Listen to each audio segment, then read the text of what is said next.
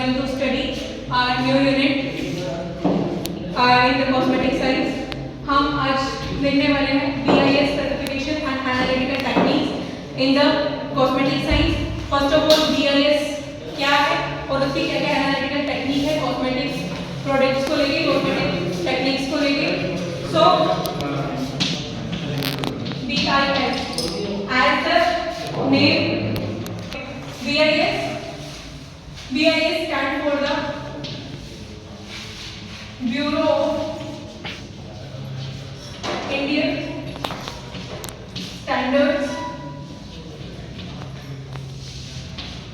जो Indian standard set करती है कॉस्मेटिक प्रोडक्ट्स के लिए, ठीक है. हमारे पास में ड्रग एंड कॉस्मेटिक एक्ट के अंडर एंड रूल्स इन 1945 उसके अंदर में हमारे पास में डिफरेंट शेड्यूल्स हैं जो हमें डिफरेंट फॉर्मुलेशंस के बारे में बताते हैं और उनके अंदर में यूज होने वाली ड्रग्स के बारे में बताते हैं. तो जो कॉस्मेटिक के लिए कौन से शेड्यूल हमें देखने होते हैं? Schedule H and schedule Q and S. तीन शेड्यूल हमें देखने होते हैं. अब हमारे पास में डिफरेंट शेड्यूल्स क्या होते हैं? जैसे कि हमारा इंडियन लॉ है जो बेसिक हम लोगों के लिए यूज करते हैं, जो हमारा जो क्रिमिनल केसेस के लिए हो गया, तो उनके अंदर में हमारे पास में डिफरेंट सेक्शंस बनाए हुए हैं, शेड्यूल बनाए हुए हैं, डिफरेंट एक्ट बनाए हुए हैं, जिनके अंदर में उनकी वॉइड करने वो क्या कहते हैं कि ये चीज़ें इस तरीके से क्या होते हैं कि कॉस्मेटिक में ये फॉर्मुलेशन इस तरीके से बनेगी और इस तरीके से ही इनको यूज किया जाएगा, इनका इलीगल यूज नहीं किया जाएगा. और अगर इनको इलीगली यूज करता है तो उसके क्या क्या कॉन्सिक्वेंसेस उस कंपनी को, उस पर्सन को फेस करने पड़ेंगे. तो वो सारे रूल्स और एक्ट बताते हैं H2 एंड S के अंदर. स्पेसिफिक ड्रग से रिलेटेड हम बात करते हैं इनके अंदर में. अब जो इसको देखता है वो कौन देखता है?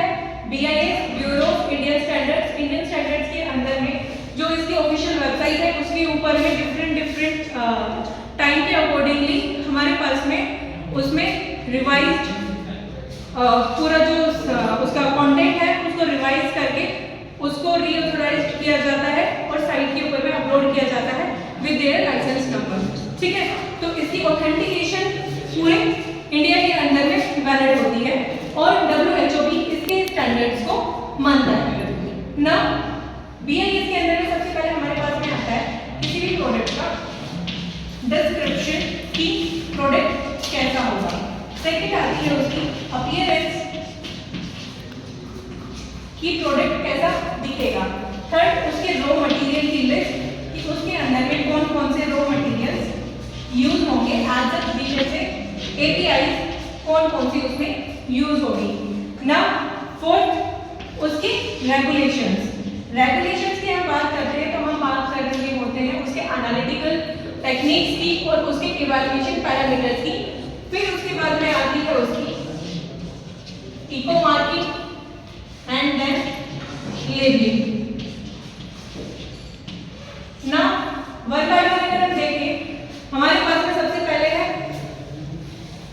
शैम्पू, जिसके बारे में हमें देखना है कि शैम्पू में क्या क्या स्टैंडर्ड्स यूज होते हैं और कौन से इंडियन स्टैंडर्ड के शेड्यूल के कौन से एक्ट में उसको दिया हुआ है, ठीक है. तो फर्स्ट हमारे पास में आता है शैम्पू का जो BIS नंबर है जहाँ पे ये देखा जाएगा वो है number 7884 in 2009 and revised in 2019, ठीक है. इसको रिवाइज किया गया. ना first of all BIS specify करता है पहले शैम्पू की डिस्क्रिप्शन की. शैम्पू है क्या? सेमी सॉलिड मिक्सचर, ठीक है. ये कैसा होता है? सोप पेस्ट हो सकता है या फिर सरफेक्टेंट पेस्ट होगा. अब इसके अंदर में कोई भी हार्मफुल पार्टिकल्स नहीं होने चाहिए और इसका टेक्सचर स्मूथ होना चाहिए. फिर सेकंड आता है इसका pH. इसका pH कितना होना चाहिए? 5.5 to 8 pH मेंटेन होना चाहिए, slightly acidic to slightly basic nature में होगा, ठीक है। अब मेरे पास में डिफरेंट टाइप ऑफ शैम्पूज होते हैं, तो मुझे वो डिफाइन करने पड़ेंगे कि टाइप कौन सा बना रहे हैं हम, मेडिकेटेड है आइदर नॉन मेडिकेटेड है, ठीक है।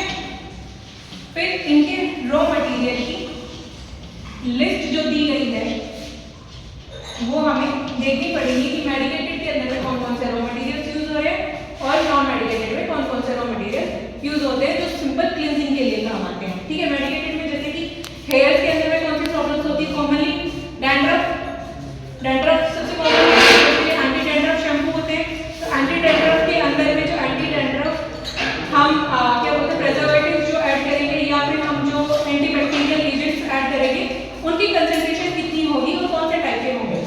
फिर इसके बाद में आती है इसकी इवैल्यूएशन कि इसके अंदर में हैवी मेटल्स नहीं होने चाहिए, ठीक है। लेड, आर्सेनिक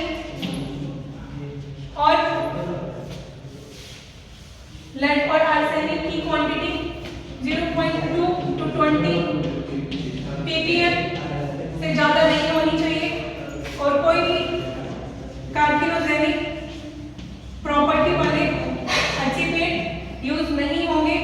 इसके अलावा इको मार्किंग में आता है वो जो भी हम चीजें ऐड कर रहे हैं वो बायोडिग्रेडेबल है कि नहीं है, कोई पॉल्यूटेंट तो क्रिएट नहीं कर रही है और तो नेचर है या नहीं है, ठीक है। तो ये सारी चीजें इको मार्किंग सर्टिफिकेट लेने के लिए हमें देखनी होती है। फिर हमारे पास में आता है इसकी डिफरेंट माइक्रोबियल टेस्टिंग की, माइक्रोबियल इसमें ग्रोथ कर रही है या नहीं कर रही है, माइक्रोबियल फ्री है या नहीं है, कि प्रिजर्वेटिव इसमें डाले हुए हैं वो सही से काम कर रहे हैं कि नहीं कर रहे हैं, और इसकी लेबलिंग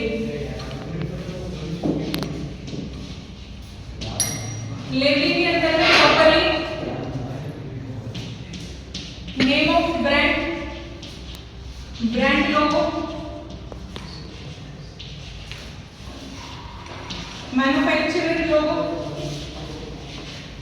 मैन्युफैक्चरर की डिटेल,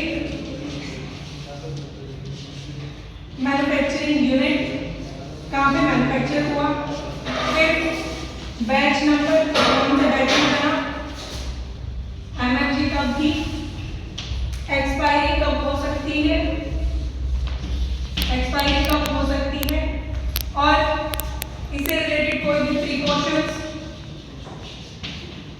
डायरेक्शन ऑफ यूज,